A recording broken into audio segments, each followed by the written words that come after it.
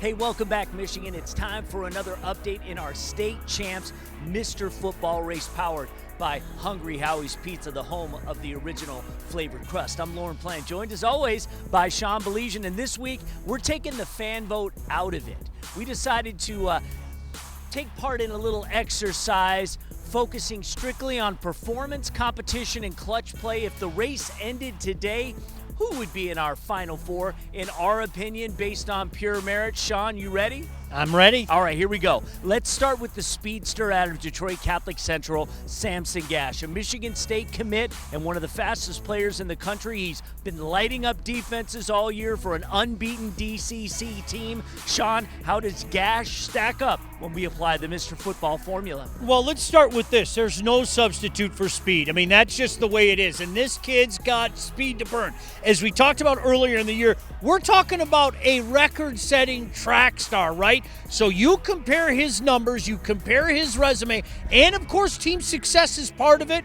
All of it put together, I think it's pretty hard to deny him as one of our four, Lauren. I would agree. Next up, from Detroit Cass Tech, it is Corey C.J. Sadler, the technician's playmaker, who has been electric in every phase: offense, defense, special teams, you name it, and he delivered again under the bright lights. So, Sean, give us your thoughts on Sadler's case for the Final Four. Speed, again. And I'll tell you what, I would love to see his game speed against that track speed from Gash. Wouldn't that be something? This is a guy that's done so much for that team for so long, and once again, Cass Tech is one of the teams to beat in D1. There's no doubt about that. His resume can stack up against anybody. I feel really good about Sadler. All right, so let's move on from the PSL to the SEC Red. Tommy Carr of Saline has been rewriting the record books this fall. That 9-touchdown performance against Dexter comes to mind. He's been turning a lot of heads, showing exactly what he can do in big moments. Sean, how does Carr's consistency and level of competition fit the criteria? Well, what he's done with Saline, you can't put a price tag on that. And let's not forget, Lauren, this is a guy, the numbers probably could be even bigger, but he's been yanked out of so many games, right? So this is a guy, everything checks. I mean, you go down the list, every one of our criteria, check, check, check, check.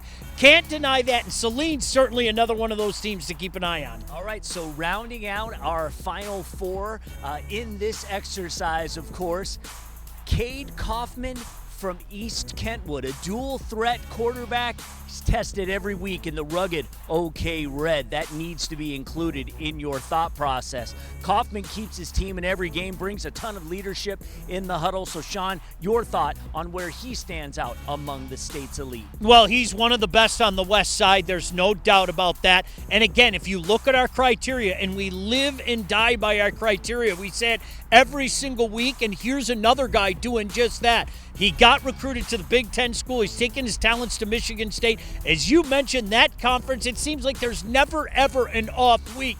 As EK goes, vice versa. You're going to see it. As Kaufman goes, as EK goes, you can interchange those things. So that's going to be a young man to keep an eye on. And that's where we stand right now. Again, vote not considered. And, of course, the vote plays a huge role in our Final Four. So, merit, Gash, Sadler, Carr, and Kaufman are the guys right now who we believe have performed, led, and delivered when it mattered most. This segment, of course, brought to you by Hungry Howie's Pizza, the home of the original flavored crust and a proud supporter of Michigan high school football. Next week, how did our top 10 do in the first playoff weekend? That discussion next week.